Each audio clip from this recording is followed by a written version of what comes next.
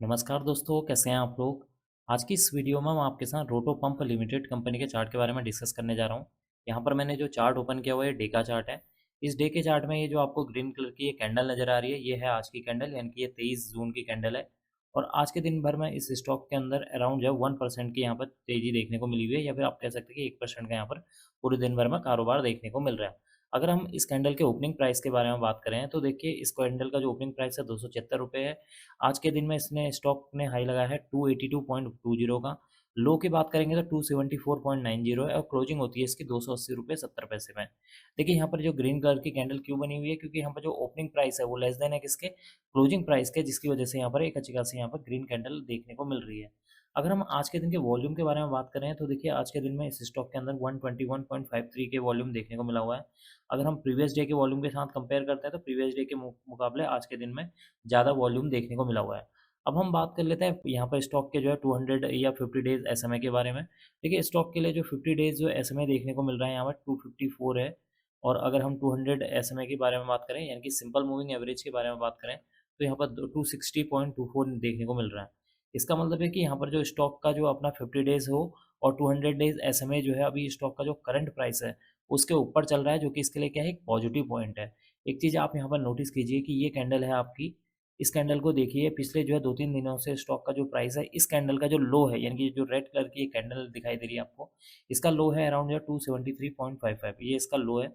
पिछले जो है 2-3 ट्रेडिंग से अगर आप देखें, आज कल यानी कि फ्राइडे के दिन भी इसने अपने इस लो को ब्रेक नहीं किया है, और आज के दिन में भी इसने इस कैंडल के लो को ब्रेक नहीं किया हुआ है।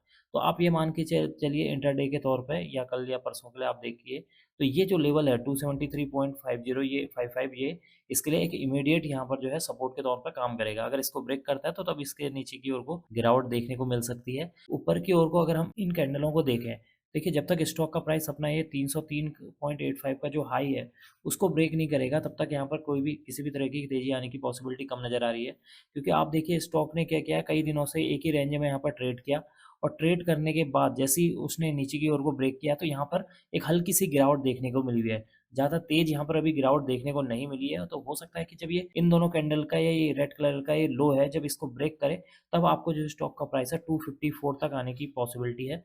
बाकी अगर आप देखें, स्टॉक ने जो है जब इस रेंज को ब्रेक किया, ब्रेक करने के बाद आप देखिए यहाँ पर क्या हुआ कि ज़्यादा तेज़ गिरावट देखने को नहीं मिली। अगर ज़्यादा तेज़ गिरावट देखने को यहाँ पर नहीं मिल रही है, तो यानी कि ये है कि यहाँ पर एक अच्छी खासी यहाँ बाइंग प्रेशर भी यहाँ पर बना हुआ है।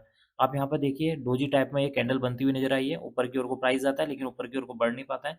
नीचे की तरफ को आता है तो नीचे से फिर बाइंग आ जाती है, और ऊपर से यहाँ पर सप्लाई आ जा रही है, जिसकी वजह से यहाँ पर एक डोजी कैंडल यहाँ पर फॉर्म होती हुई नज़र आई है। अगर हम ऊपर की ओर को इमीडिएट रेजिस्टेंस के बारे में बात करें, तो 303.85 यहाँ पर एक इमीडिएट यहाँ पर रेजिस्टेंस के तौर पर काम कर रहा है। जैसे ही स्टॉक का प्राइस इसको ब्रेक करता है, और ब्रेक करने के बाद 2 से 3 दिन इसके ऊपर सस्टेन करता है, तो स्टॉक का जो प्राइस है अराउंड जो है 328 तक जा सकता है, या फिर आप मान सकते हैं कि जो सेकंड यहाँ पर रेजिस्टेंस फेस करेगा वो 328 है। और अगर स्टॉक के प्राइस ने 328 को ब्रेक कर दिया और एटलीस्ट जो है 3 दिन इसके ऊपर सस्टेन करता है, तब इस स्टॉक के अंदर वापस एक तेज़ी देखने को मिल सकती है। एक बार मैं आपको इस चार्ट को जूम करके दिखा देता हूँ, क्योंकि अगर आप देखेंगे, ये स्टॉक काफ़ी टाइम से जो है एक ही रेंज में यहाँ पर ट्रेड करते हुए नज़र आ रहा है। अब देखिए, ये स्टॉक जो है नीचे से काफ़ी इसने सपोर्ट लिया है, नीचे यहाँ पर सपोर्ट लिया है इसने। एक अच्छा खासा सपोर्ट लेने के बाद ये वापस कंटिन्यू जो है धीरे-धीरे ऊपर की ओर को बढ़ रहा है। अगर आप इस लेवल से देखें, यहाँ पर अराउंड जो 380 के आस-पास से देखें, तो यहाँ से इस स्टॉक के अंदर एक कंटिन्यू जो है गिरावट देखने को मिली हुई है।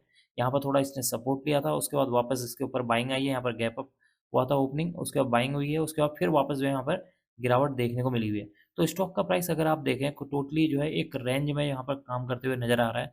ना तो तेज़ी से यहाँ जो है नीचे की तरफ को आया हुआ है ये स्टॉक का प्राइस, ना ही तेज़ी से जो है ऊपर की ओर को जाने की कोशिश कर रहा है। आप देखिए, हर बार जो है थोड़ा-सा ऊपर जाता है, उसके बाद सस्टेन करता है थोड़ा, थोड़ा यहाँ पर बेस बनाया है, वापस इसके ऊपर गया है। तो हो सकता है यहाँ पर ये वापस एक बेस बनाए और वहाँ से फिर थोड़ा जो है ऊपर की ओर को बाउंस बैक करने की कोशिश करें।